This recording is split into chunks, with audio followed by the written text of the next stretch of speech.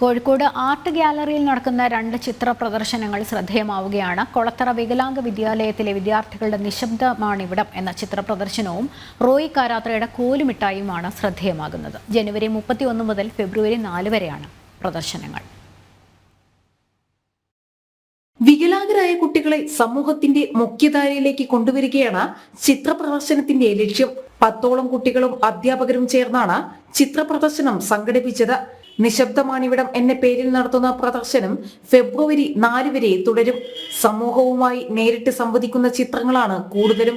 ഭാവിയിൽ കൂടുതൽ തൊഴിലവസരങ്ങൾ നിർമ്മിക്കുകയാണ് ലക്ഷ്യം. ഈ കുട്ടികൾക്ക് അക്കാഡമിക്കൽ പരമായിട്ട് അവർക്ക് വളരെയധികം താല്പര്യമുണ്ടെങ്കിലും കലയോടാണ് കൂടുതലായിട്ട് അവർക്ക് താല്പര്യമുള്ളത്. അപ്പോൾ അങ്ങനെയുള്ള കുട്ടികളെ നമ്മൾ സെലക്ട് ചെയ്തിട്ട് ഇങ്ങനെയുള്ള ഒരു പെയിൻറ്റിങ് നമ്മൾ കണ്ടക്ട് ചെയ്തതാണ് ഇവിടെ. ഇതിൻ്റെ മെയിൻ ലക്ഷ്യം എന്തെന്ന് വെച്ച് കഴിഞ്ഞാൽ നമ്മൾ ഈ കുട്ടികളെ ഒന്ന് പുറം ലോകവുമായി ബന്ധപ്പെടുത്താനും അതേപോലെ തന്നെ കുട്ടികൾ അവർക്ക് കൂടുതൽ ഇനി ഭാവിയിൽ ഒരു തൊഴിലവസരം ഇതിലൂടെ ഉണ്ട് എന്നുള്ളത് കുട്ടികൾക്കൊന്ന് കാണിക്കാനും വേണ്ടിയിട്ടാണ്. കോലുമിഠായിൽ ആദിവാസി ജീവിതങ്ങളും നഗരക്കാഴ്ചകളും പ്രമേയങ്ങളാണ്. കടലാസുകൾ മാത്രമല്ല, കാർഡ്ബോർഡുകളും നൂലുകളും ഉപയോഗിച്ചാണ് നിർമ്മാണം. കടലാസിൽ തീർത്ത ശില്പങ്ങളും ഉണ്ട്. നിറങ്ങൾക്കനുസരിച്ച് കടലാസുകൾ വെട്ടിയെടുത്താണ് വർണ്ണ ക്രമീകരണം.